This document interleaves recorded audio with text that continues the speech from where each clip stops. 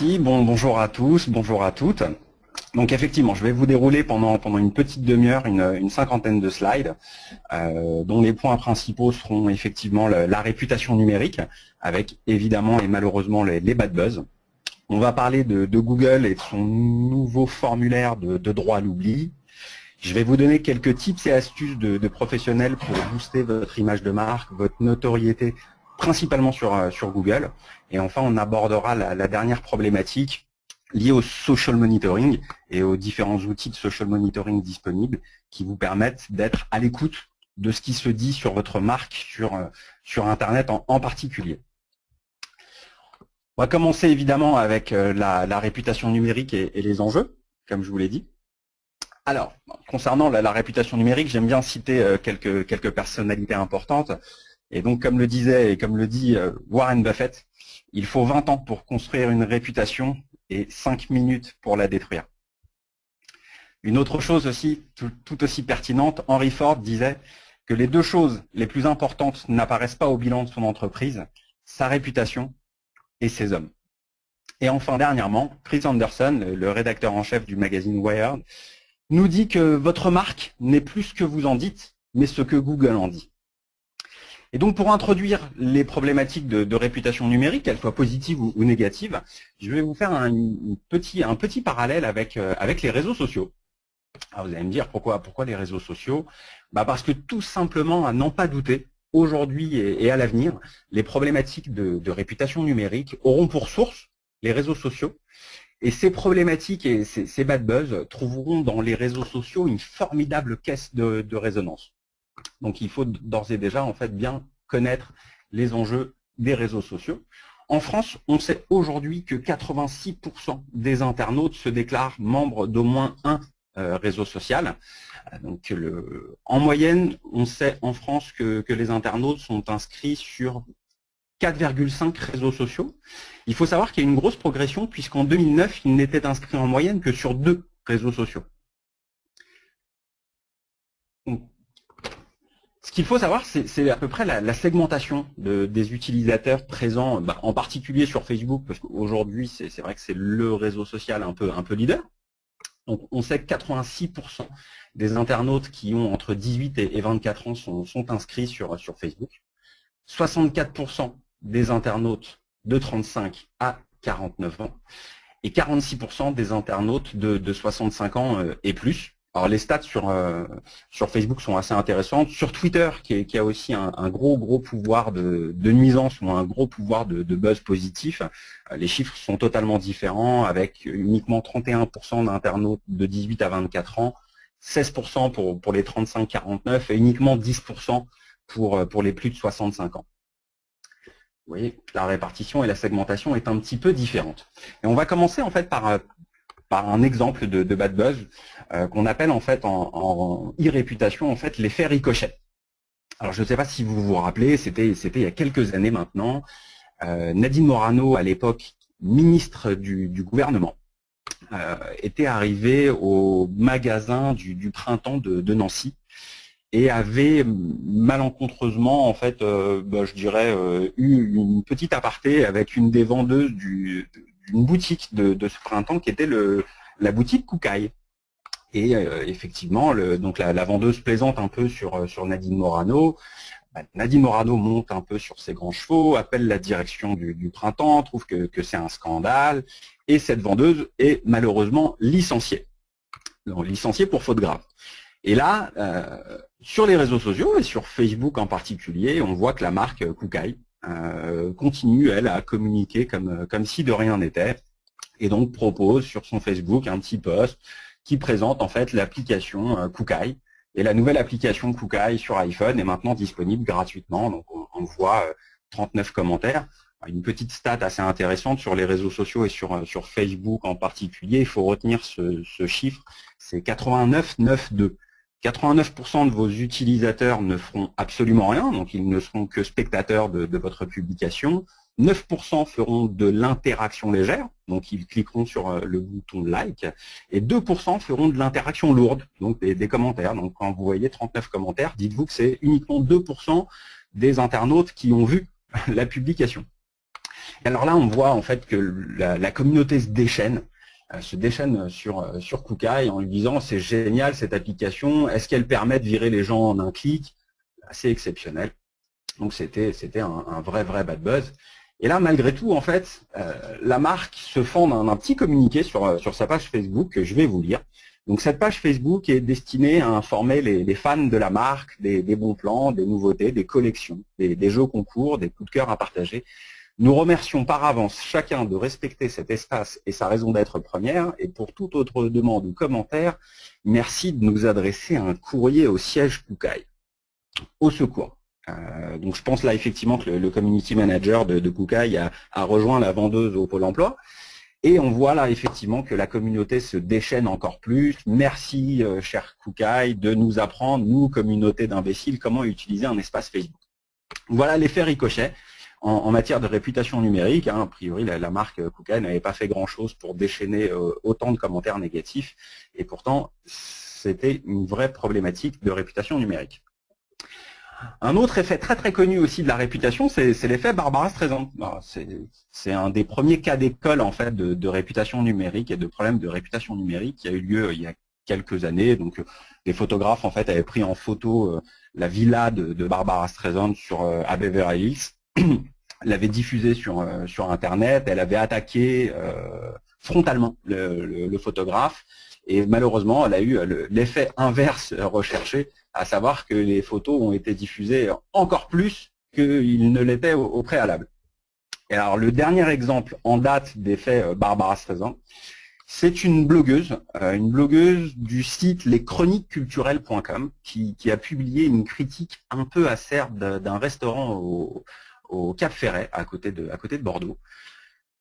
Et donc elle dit l'endroit à éviter au Cap Ferret, le restaurant Il Giordano.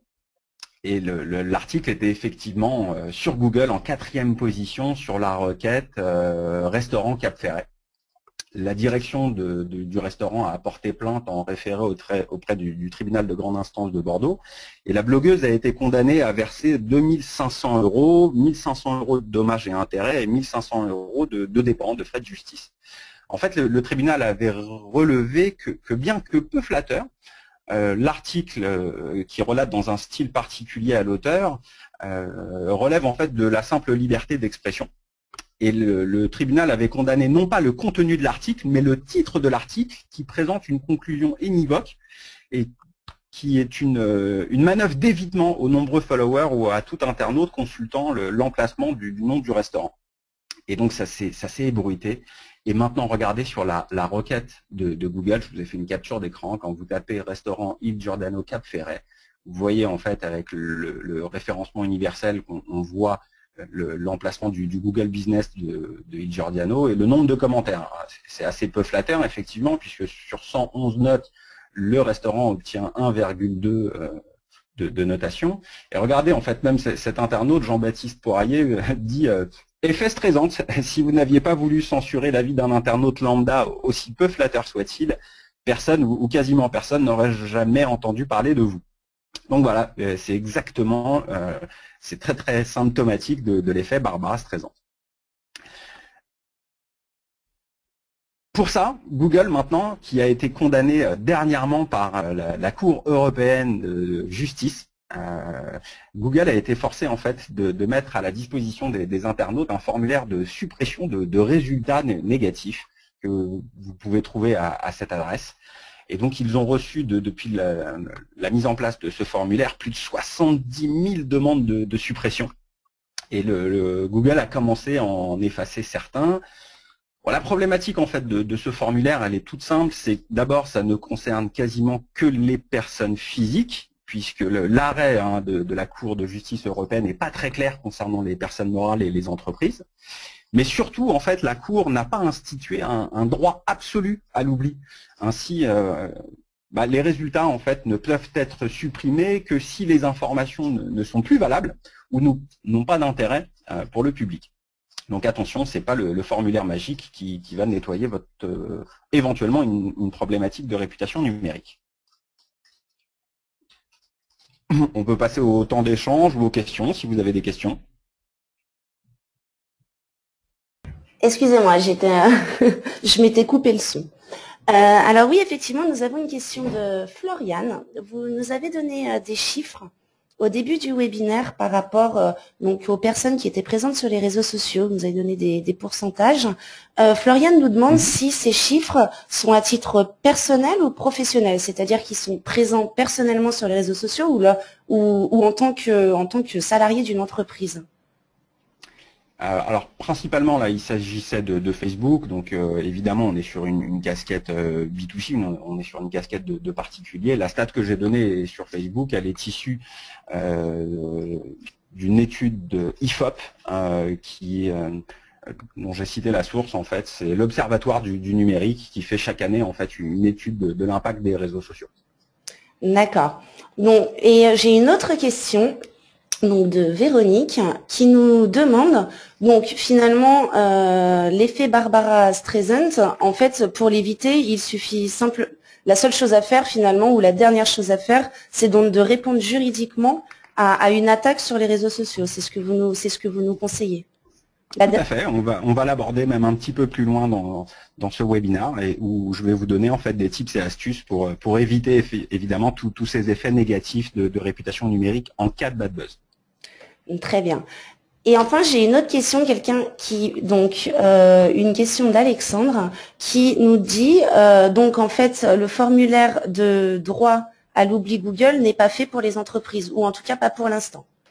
Non, pour l'instant, effectivement, il n'est pas fait pour les entreprises. Il faut savoir que sur les 70 000 demandes, Google a communiqué très tardivement sur ce qu'il a mis en place. Il semblerait en fait qu'ils aient effacé moins de 12 000 des 70 000 demandes.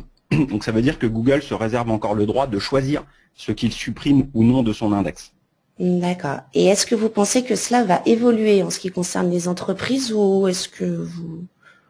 Non, je pense malheureusement que ça évoluera pas dans le sens où de toute façon en fait l'arrêt précis en fait de la Cour de justice européenne, je vous dis, est très très flou en fait concernant les personnes morales et je ne pense pas que Google aille dans cette direction.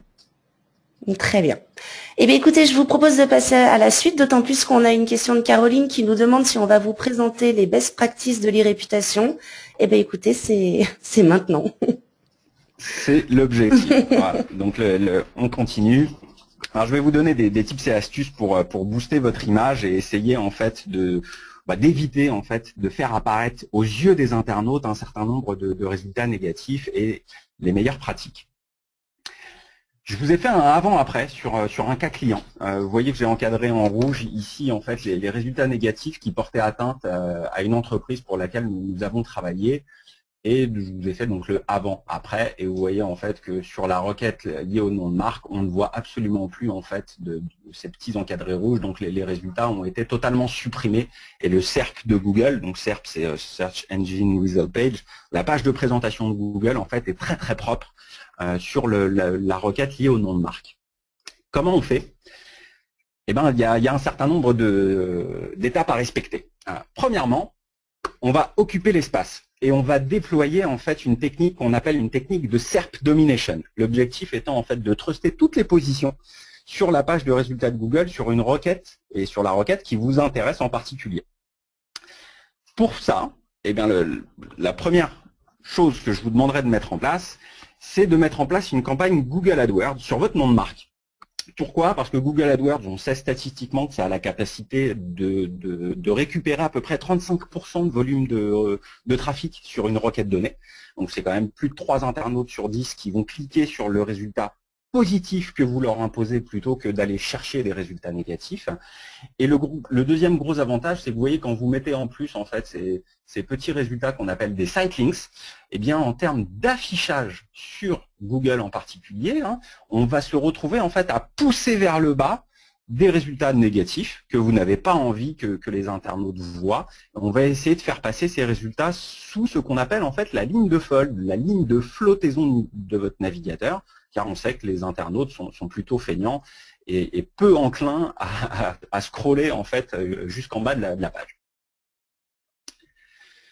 La deuxième petite technique, c'est de déposer et de déployer en fait beaucoup de noms de domaines qui contiennent le nom de le mot, en fait, la requête négative qui vous intéresse. Alors, ça peut être fait sur votre nom de marque, hein, comme vous le voyez ici. On a acheté, en fait, les extensions .fr, .co, .uk et .com. Ce qui permet, en fait, de respecter cette stratégie de SERP Domination. On a donc, en fait, 3 résultats, plus l'AdWords, que nous maîtrisons totalement. Je vais vous proposer aussi, bien entendu, de travailler et de développer vos réseaux sociaux, hein, que ce soit en B2B avec LinkedIn, que ce soit pour les early adopters et donc les internautes un petit peu plus geeks avec Twitter, et puis bien entendu pour le grand public avec Facebook. Le gros avantage de ces réseaux sociaux, c'est qu'ils ont une faculté très très très importante à se positionner et donc vous permettent effectivement de truster les résultats positifs sur la première page de Google et sur la requête problématique, principalement le nom de marque, mais le principe en fait de ce qu'on appelle l'URL naming, c'est que vous pouvez utiliser en fait même pour vous positionner sur des mots-clés très très très core business, en l'occurrence pour votre référencement naturel et booster votre image et votre notoriété. Alors là, vous allez me dire oui, mais moi je suis dans une relation B2B pour ceux qui y sont et je trouve que Facebook ne se prête pas beaucoup à ce type de relation. Je vous ai quand même montré via ces petites captures d'écran que même quand on est une entreprise fortement imprégné d'une culture B2B, on peut avoir un très très bel espace Facebook et une belle fanpage. Vous voyez qu'IBM a plus de 340 000 fans, Oracle en a plus de 440 000 et Deloitte a plus de 200 000 fans. Donc vous voyez que c'est pas impossible dans un environnement B2B d'avoir un bel espace de marque sur Facebook. Une petite astuce aussi, c'est d'utiliser en fait les supports à très très très forte autorité de domaine, comme Wikipédia. Vous voyez que là on a créé en fait une page sur la marque liée à Wikipédia et on a envoyé en fait des articles au Financial Times qui permet en fait effectivement de truster des positions. Plus le site aura une grosse valeur ajoutée en termes d'autorité de domaine et plus il aura de faculté à se positionner sur la requête problématique. Pour utiliser tous les atouts de Google et en particulier de son référencement universel, vous voyez que la page des résultats de Google maintenant elle contient des images, des vidéos, elle peut contenir aussi le plan. Et ben, je vous invite en fait à optimiser votre fiche entreprise sur Google My Business, qui était anciennement Google Adresse et Google Maps, etc. Donc vous avez l'URL. C'est relativement simple à mettre en place et effectivement ça permet de capter l'attention. C'est un petit peu ça l'objectif. C'est ce qu'on va voir plus loin. L'idée, c'est d'occuper l'esprit de l'internaute et de détourner l'attention de ce dernier. Regardez. Donc nous, on est équipé de matériel de type oculométrie. On a une caméra d'eye tracking. Et j'ai fait une session d'eye tracking sur une requête d'un de nos clients, qui a une problématique assez particulière, c'est qu'il s'est fait attaquer au prud'homme par un ancien salarié. Bon, c'est le petit résultat en rouge en fait que j'ai encadré en rouge ici. Et effectivement, je vous dirais que l'ancien salarié n'y va pas par 4 chemins et traite son patron de voleur, d'escroc, j'en passe et des meilleurs. Donc on a mis en place en fait tout ce qu'on sait mettre en place et tout ce qui permet en fait d'occulter les résultats négatifs aux yeux de Google. Et vous voyez en fait que la partie la plus foncée, la partie la plus rouge, c'est là où l'internaute en fait met de l'attention, mais reste longtemps sur les résultats. Et donc, on a fait cette session d'eye tracking et vous voyez en fait qu'AdWords capte beaucoup d'attention de la part de l'internaute. Google My Business capte une autre grosse partie de l'attention de l'internaute. Les photos. Sur la requête, en fait, c'est très simple. Vous insérez en fait des photos sur Google, vous essayez d'y mettre des gens, essayez de faire en sorte qu'ils soient beaux. Et vous verrez en fait que ça capte énormément l'attention. Les photos de visage humain ont tendance vraiment à capter l'attention. C'est un petit tips aussi que vous pouvez utiliser pour augmenter la conversion. Mettez un visage humain à côté de votre bouton d'action principal et vous verrez en fait que le taux de conversion va augmenter. Donc on est là vraiment dans l'idée d'occuper l'esprit et de détourner l'attention de l'internaute des résultats négatifs. Je vous proposerai aussi d'utiliser un des paramètres qui est très important de Google, c'est une des variables de l'algo de Google. Alors l'algo de Google, d'après ce que nous dit Matt Cutts, le porte-parole, contient 458 variables différentes, dont une qui est connue, qui est le QDF, qui veut dire Query Deserve Freshness. En fait, une requête, une question en fait mérite de la fraîcheur.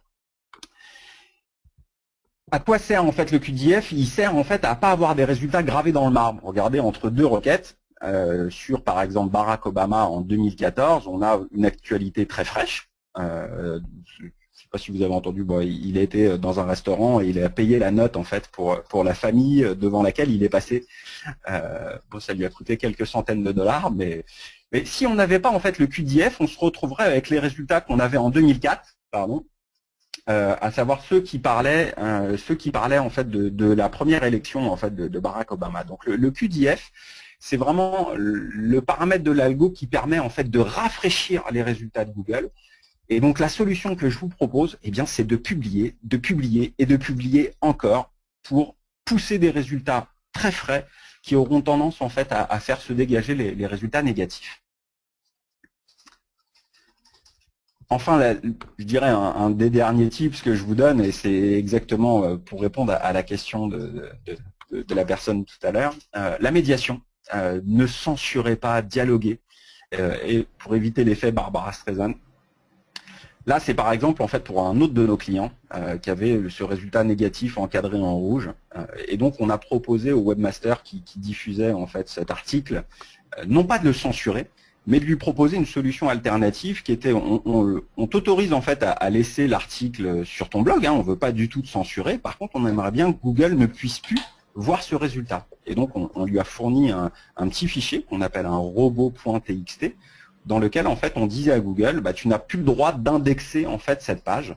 Et moins de 48 heures après avoir mis en place le robot.txt, eh bien en fait la page présentait une erreur 404 et a été immédiatement désindexée par Google. Voilà, si vous avez quelques questions, on peut passer à la partie et au temps d'échange. Alors oui, il y en a. Je vais commencer par une question de Claire qui demande « Est-ce que les pages Facebook professionnelles sont légales? Il me semblait que l'usage devait être réservé aux particuliers. » Non, non, on peut maintenant créer une fanpage, c'est tout à fait légitime pour les entreprises. Donc IBM, Oracle et SAP ne sont pas du tout hors la loi. D'accord. J'ai encore une question. Bonjour, j'ai entendu dire que Wikipédia donnait de moins en moins d'autorisations pour les publications. J'ai voulu en créer une pour ma société. Mon référenceur m'a dit que ça devenait le parcours du combattant. Question de Linda, est-ce que vous confirmez? Oui, c'est très vrai. C'est très très vrai. Malheureusement, en fait, les participants en fait à l'encyclopédie Wikipédia deviennent de plus en plus compliqués et pour les convaincre de laisser votre publication, il va falloir vraiment présenter une page non pas orientée publicité, mais plutôt en fait quelle est la valeur ajoutée de votre entreprise. Et évidemment, plus votre entreprise aura un historique dans le temps, donc une très vieille entreprise qui a été créée au 19e siècle a plus de chances effectivement de voir sa page Wikipédia confirmée et validée qu'une toute jeune start-up. Merci. J'ai une question d'Elodie qui nous demande comment gérer les commentaires négatifs sur TripAdvisor pour un hôtel. Est-ce que c'est gérable? C'est effectivement la problématique des hôtels. Hein. Les problèmes de réputation numérique sont souvent orientés dans le domaine de l'hôtellerie et de la restauration. TripAdvisor a fait un effort puisqu'ils ont maintenant un bureau qui se charge en fait d'être le lien entre la communauté TripAdvisor et les hôteliers et qui vont supprimer, enfin qui seraient éventuellement amenés à supprimer un certain nombre de résultats négatifs qui pourraient être finalement en fait les commentaires négatifs de votre concurrent, ce qui est tout à fait possible et ce qui peut arriver. Donc là aussi en fait on est dans la médiation. D'accord, mais c'est possible, il faut s'adresser directement à TripAdvisor. Exactement. Très bien. Encore 10 questions de Youssef cette fois. Comment désindexer la page d'un blog qui ne nous appartient pas? Et est-ce possible? Alors là, encore une fois, la désindexer, non, ce n'est pas possible. Personne n'a de baguette magique et on ne peut pas effacer et supprimer des data centers de Google une URL que ce dernier aurait indexée. Par contre, vous pouvez utiliser en fait les méthodes que je vous ai données pour pousser ce résultat au-delà de la première page. On sait que statistiquement, l'audience de la deuxième page de Google ne représente que 0,76% du volume de recherche de la requête. Donc on peut dire que lorsqu'un résultat négatif, lorsqu'un résultat négatif est en page 2, on peut dire que plus personne ne le voit. D'accord. Très bien. Alors on a eu une question sur TripAdvisor et du coup, Jérôme me demande si on doit faire la même chose pour un commentaire négatif Facebook ou Twitter, par exemple. on se rapproche directement de Non, alors sur l'éditeur? Facebook, quand vous gérez une page Facebook, une fanpage, vous avez en fait un petit tips qui est offert par Facebook, qui est un mix, je vais dire, c'est du grey marketing. C'est-à-dire que l'internaute qui a posté le commentaire négatif sur un de vos posts, vous pouvez lui laisser la possibilité que lui voit toujours son commentaire négatif, mais qu'il soit effacé aux yeux de tous les autres internautes. C'est-à-dire que cet internaute ne se sentira pas censuré, mais par contre, il sera le seul à voir son commentaire négatif. Ah d'accord, je ne connaissais pas non plus. Et enfin, une question de Fanny. Le QDF fait-il intervenir les développeurs ou peut-on le gérer seul sans connaissance en développement?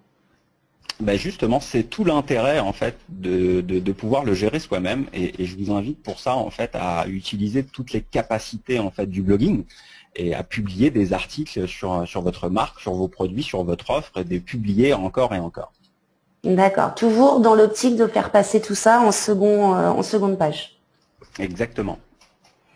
Très bien. Et puis en plus, c'est très positif pour l'image de marque, hein, publier des choses très très intéressantes, adopter une stratégie de brand content. On sait aujourd'hui que c'est un élément très très positif, un bon élément de réassurance. Ça vous donne de la légitimité. Vous pouvez même aborder des sujets un petit peu transversaux, et ce qui vous permet effectivement de renforcer votre image, votre notoriété auprès de votre public cible.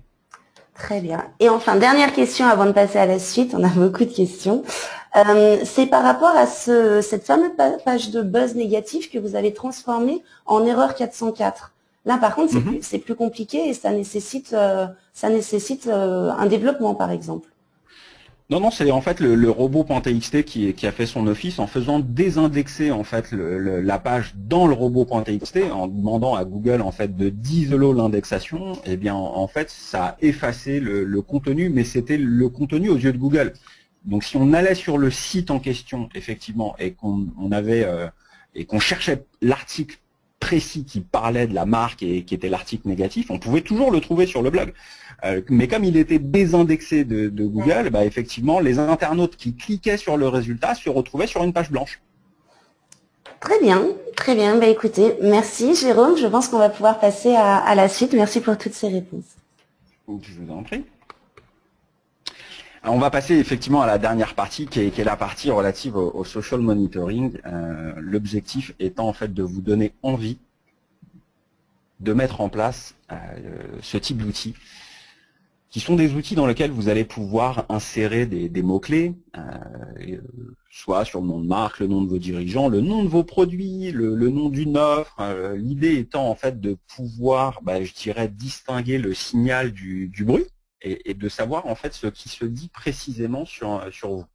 Ça, c'est la première étape. Donc, je vous ai fait quelques captures d'écran de l'interface que nous utilisons en collaboration avec Vocus. Donc ça ressemble à ça, l'interface est assez complète, il y a des graphiques de répartition. Vous pouvez par exemple en fait surveiller, non pas simplement en fait ce que vous dites, mais surveiller aussi ce que disent vos concurrents, parce que si vous lancez un produit, vous vous rendez compte que le produit, par exemple sur Twitter, vous avez eu 13 retweets sur votre post, alors que votre concurrent direct en a eu 550, il y a juste un tout petit décalage entre ce que vous pensez être une campagne performante et ce qui est en réalité. L'avantage des outils de social monitoring, c'est que ça permet de croiser l'intégralité des supports du web, de faire de la veille. Donc vous pouvez en fait travailler sur les forums, les blogs, les réseaux sociaux. Ça vous donne des informations aussi calendaires avec des petits graphiques assez intéressants.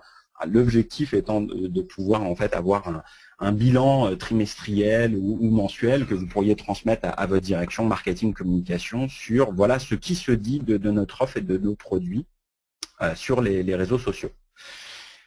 Mais j'utilise en fait moi les outils de social monitoring pour identifier ce qu'on appelle des leaders d'opinion, des relais de croissance en fait de votre communication qui vont vous permettre, voilà, je vais vous sortir un petit exemple.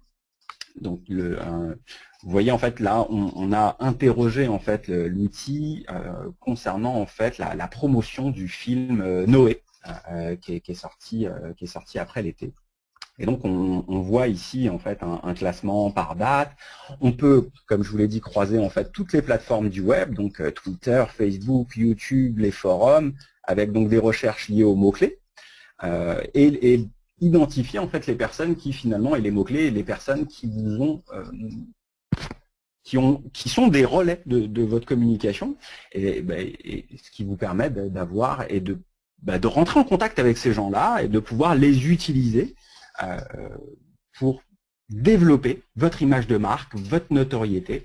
On est vraiment rentré dans l'ère du RP 2.0. Hein. Il suffit plus simplement de contacter des journalistes. Il faut aussi rentrer en contact avec des blogueurs, avec des tweetos qui sont hyper influents et qui peuvent vraiment donner un gros coup de boost à votre stratégie de communication. C'est vraiment, je pense, un des axes prioritaires quand on fait du social monitoring, c'est d'identifier ces personnes. Dans un premier temps, c'est vraiment les identifier, pour tout autant en fait de l'utilisation liée en fait au bad buzz, à la réputation. Oui, je l'utilise aussi pour ça, mais je l'utilise principalement pour me dire ah bah tiens, regardez par exemple sur de Noé, on se rend compte effectivement qu'on a une super visibilité sur Paramount, sur Première, avec des supports en fait avec beaucoup de followers. Mais regardez par exemple en fait Abbé Grosjean. Est-ce que vous auriez pensé en fait que cet internaute a 19 000 followers?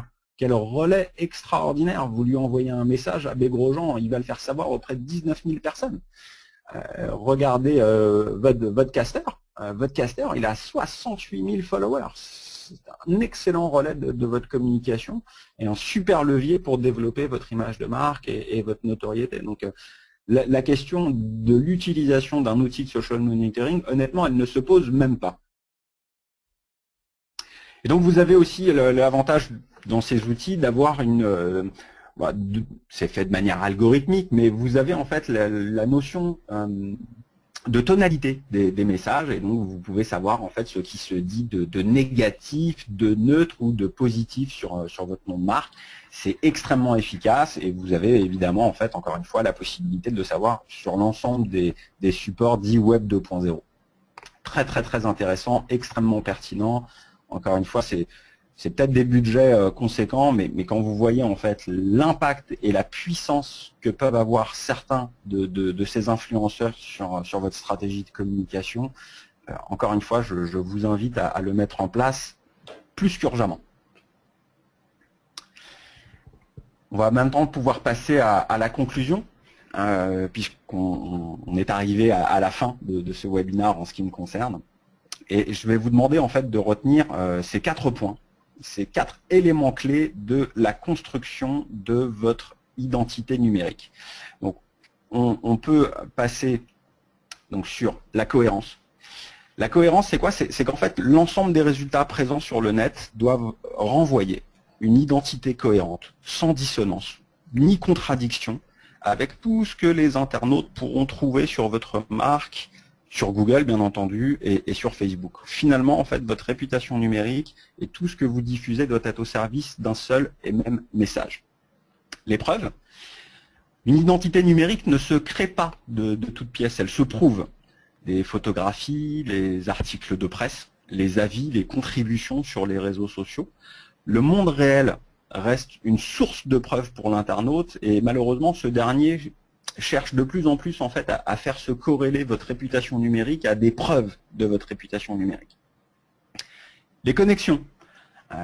Les connexions, comme on l'a vu avec les influenceurs, c'est extrêmement important. Pourquoi? Parce que le web est un écosystème global et ce qui se dit sur votre marque, sur un blog, un site en particulier, se retrouvera forcément à un moment donné projeté en dehors de la source initiale. Donc, pour cela, vous avez effectivement dans la problématique de bad buzz, mais sur la problématique de développement de l'image de marque et de la notoriété, les connexions, les influenceurs, créer des connexions qui vous permettent de trouver d'excellents relais de votre communication, c'est vraiment un point extrêmement important pour maîtriser son image de marque et surtout pour la booster. Enfin, l'historique, le temps est le premier allié de la réputation numérique.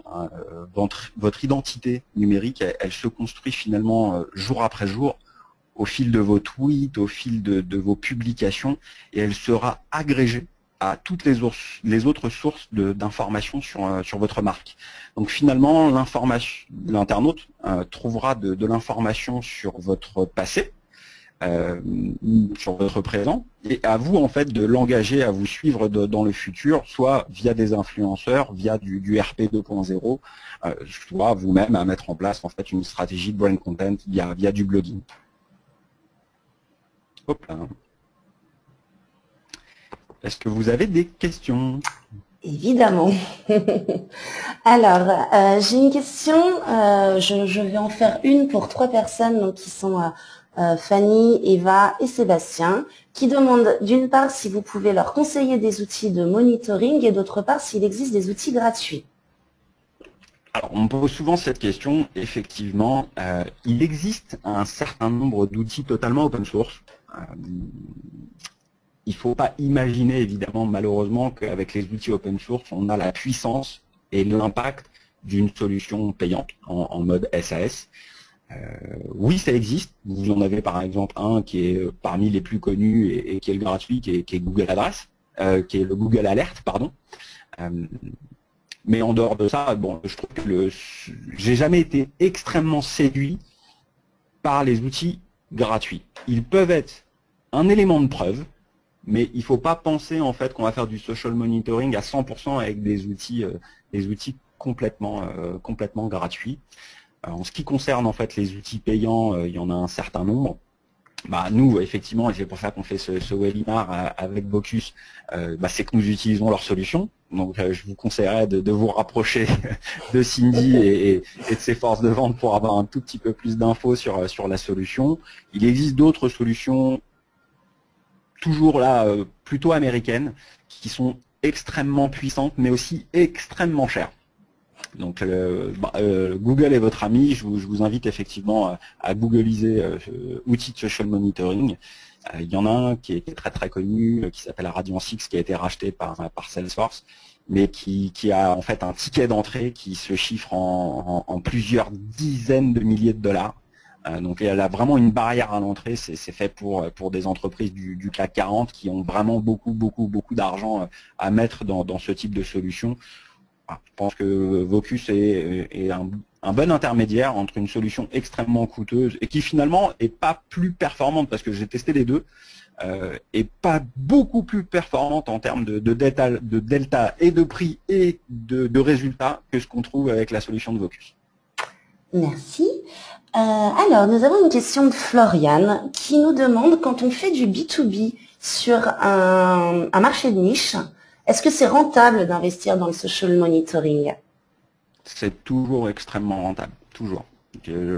Alors évidemment, après, on pourra toujours se poser la question du ROI. Il peut y avoir, en fait, je dirais, quelle est la valeur, en fait, que vous donnez à votre marque.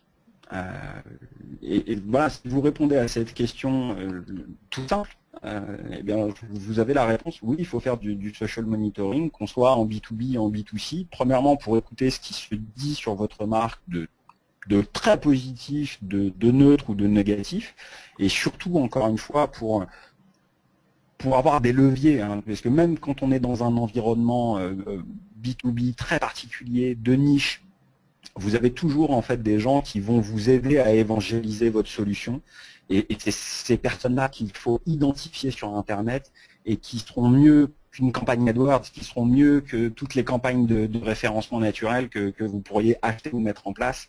Et pour ça, effectivement, je vous garantis en fait qu'il y a du ROI à faire du social monitoring, ne serait-ce que pour cette petite partie-là. Très bien. Autre question, là ça va peut-être plus s'adresser à moi, mais je pense qu'on verra ça. On me demande un peu le coût d'une solution de monitoring.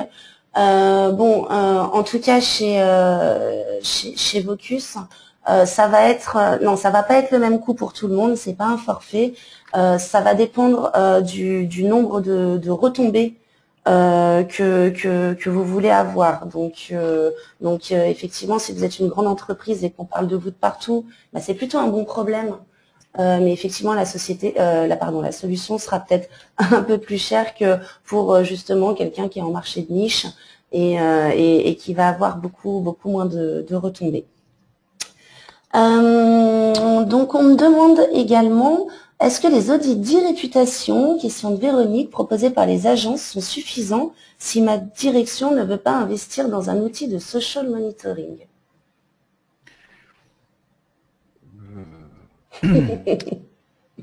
Vaste question en fait. Oui, vous pouvez toujours utiliser des petits outils ou des petits audits. La problématique en fait, c'est qu'on est sur un élément qui est un élément lié à la chronologie, lié au temps. Donc ce qui est vrai à un instant T sera plus vrai dans 3 mois, dans 6 mois, dans un an. Donc votre audit de social monitoring, voilà, dans un an, il n'a plus aucune valeur. Ouais, donc c'est toujours la question de suivre tout ça dans le temps et non pas de le faire ponctuellement, puisque c'est vrai qu'à tout moment, ça peut basculer finalement. Ah, clairement. Je pense que le restaurant Il Giordano ne s'attendait pas à ce que 3 semaines avant le début de la haute saison, ils se prennent une gamelle comme celle-ci.